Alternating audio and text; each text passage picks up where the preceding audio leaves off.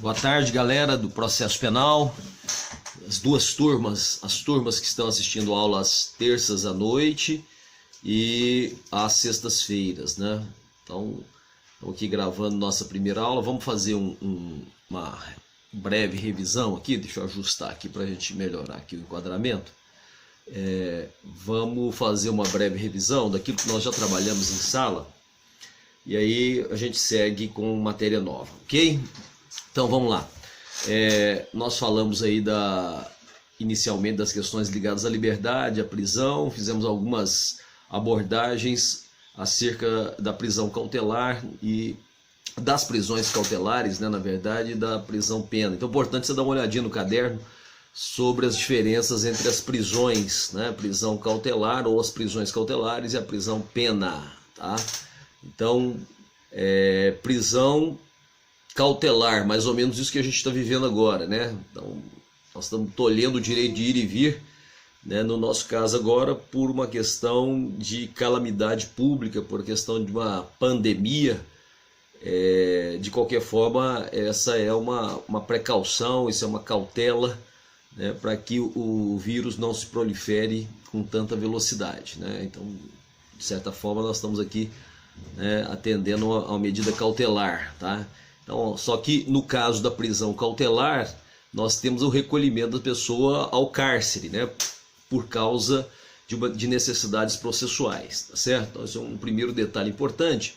E aí nós comentamos em sala que há um fundamento nessa perspectiva, né, que a prisão, que são as prisões cautelares, tá? E nós colocamos aí o fundamento constitucional lá no artigo 5º da Constituição, o inciso 61, né, que diz que ninguém será preso senão em flagrante delito, né? Na verdade, então, existe uma possibilidade legal, constitucional, de estabelecer uma prisão, que é a prisão em flagrante delito, ou por ordem escrita e fundamentada de autoridade judiciária competente. Então, outra possibilidade, nós temos a prisão cautelar também, a prisão não necessariamente a decorrente de sentença condenatória transitada em julgado, não é isso?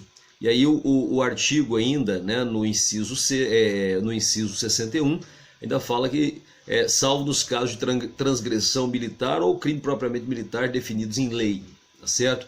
E aí nós fizemos o elenco das espécies de prisões processuais que nós temos. Uma delas foi a prisão temporária, disciplinada pela Lei 7.960 de 1989, a prisão em flagrante, a prisão preventiva, a prisão decorrente de pronúncia, a prisão decorrente de sentença condenatória recorrível e a condução coercitiva do réu, da vítima, da testemunha, do perito, ou de qualquer outra pessoa que se recuse injustificadamente a comparecer em juízo ou na polícia, né? Então, isso seriam formas de prisões cautelares, tá certo? Então é importante a gente observar esse aspecto.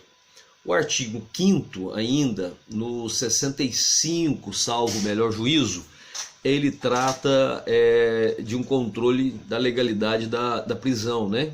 Dizendo que a prisão ilegal será imediatamente relaxada por autoridade judiciária, tá certo? Então, um impositivo constitucional aí que toda prisão seja fielmente fiscalizada pelo juiz de direito. Isso é importante, porque a garantia da liberdade seria a regra que impera hoje no direito brasileiro, no direito processual brasileiro, né? Então essa seria uma perspectiva importante. E aí depois nós fizemos algumas abordagens breves sobre a liberdade provisória, porque a liberdade nós vamos falar um pouco mais para frente ainda, né? Mas a liberdade provisória seria a liberdade concedida em caráter provisório ao indiciado ou ao réu preso em decorrência de prisão em flagrante, que por não precisar ficar segregado, por causa do princípio da inocência, né, deve ser liberado sob determinadas condições, tá certo? Então esse é um cenário que a gente pode observar também, que está discutido também no artigo 5º, né? O artigo 5º que traz para nós lá no inciso 66, diz que ninguém será levado à prisão ou nela mantido quando a lei admitir a liberdade provisória com ou sem fiança, né? Então, isso significa, e nós colocamos, você pode dar uma olhadinha lá no seu caderno, tem anotações sobre isso. Nós colocamos, e falei várias vezes sobre essa questão, que a prisão hoje seria uma exceção e a liberdade seria a regra. Uma parte dessas mudanças foram trazidas pela Lei 12.403, em 2011, né, que criou aí as medidas cautelares mais brandas, né, alternativas à prisão provisória. E aí você tem um aspecto importante relacionado à prisão preventiva. Ela seria agora a última ratio, tá bom?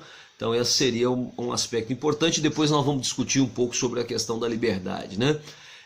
Sobre as formalidades da prisão, tem anotação sobre isso também no seu caderno, né? Primeira coisa, mandado de prisão, né, expedido por autoridade judiciária. Acho que nós anotamos inclusive dessa forma no quadro para você, escrita e fundamentada nos autos do inquérito ou do processo, conforme o artigo 283 do Código de Processo Penal, tá? No 283, parágrafo 2º, nós falamos que não há, né, fixação de dia e hora para prender uma pessoa, tá certo? Só lembrando da garantia constitucional, né, até discutimos isso em sala, com relação à casa como o asilo inviolável do indivíduo, né? O artigo 5º, no inciso 6º, não, deixa eu lembrar aqui, dá uma olhadinha aí para nós, eu acho que é o 11, né? A casa é asilo inviolável do indivíduo, né? Ninguém nela poder penetrar sem consentimento do morador, salvo em caso de flagrante delito ou desastre, ou para prestar socorro durante o dia também por determinação judicial, ok? Então esse aspecto é importante, confere lá para nós, artigo 15, 5º, inciso 11, tá?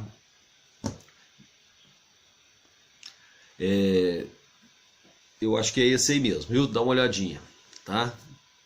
E aí nós temos um aspecto importante aí a ser discutido sobre a questão vinculada à prisão em flagrante, né? Nós discutimos aí também, já coloquei no quadro para você, nós discutimos a questão da prisão em flagrante, que seria uma modalidade de prisão cautelar, tá? Com natureza administrativa, que é realizada no instante em que se desenvolveu ou termina de se concluir a infração penal, né? Tanto seja o crime ou a contravenção, e é importante observar isso, né?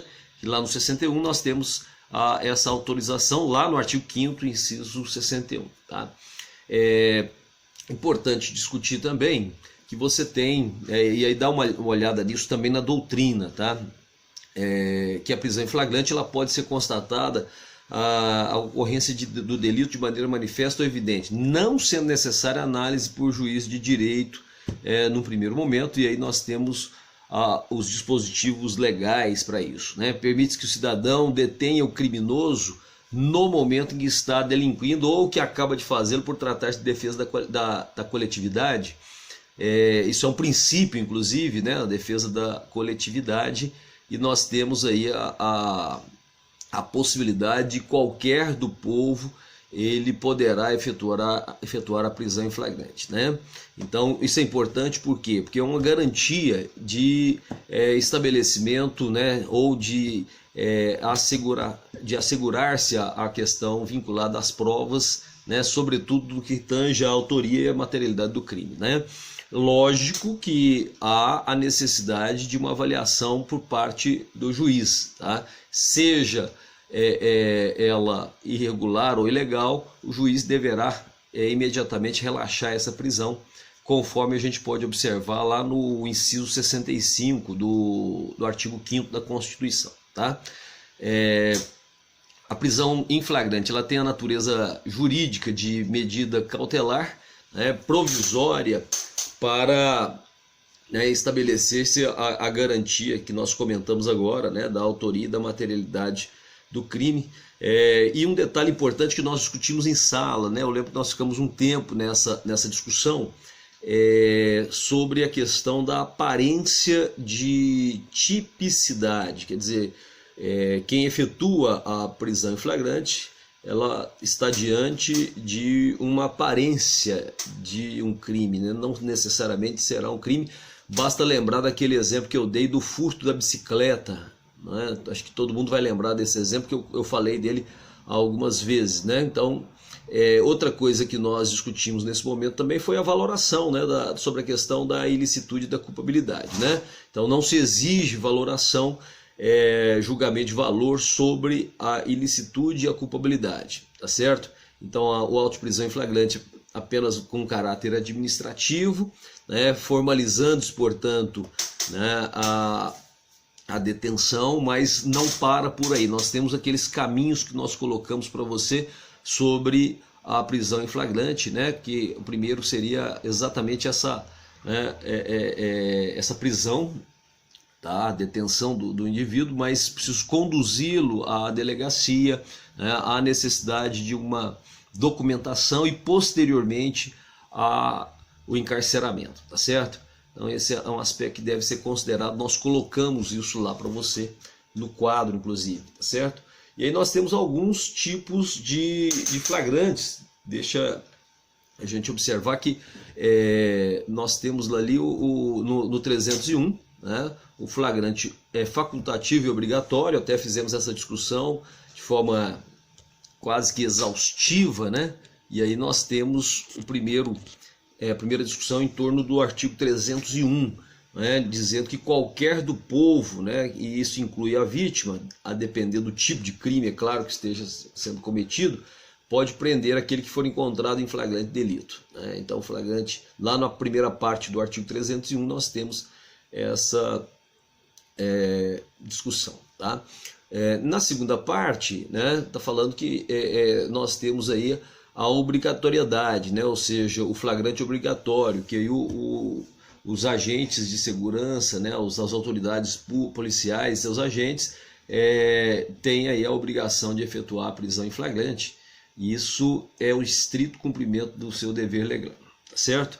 Então essa é uma discussão. Eu vou fazer um intervalinho aqui por causa do nosso tempo, não estou passando muito dos 10 minutos de gravação, até para os vídeos não ficarem pesados, né? Nós já estamos com mais de 12 minutos, então eu volto já já com o restante aí da nossa discussão, tá certo? Então, até já.